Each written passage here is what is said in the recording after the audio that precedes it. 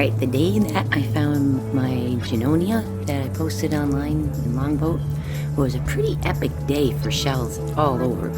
So it wasn't just the Junonia that I found. Here's just a sneak peek at some of the crap I got that day.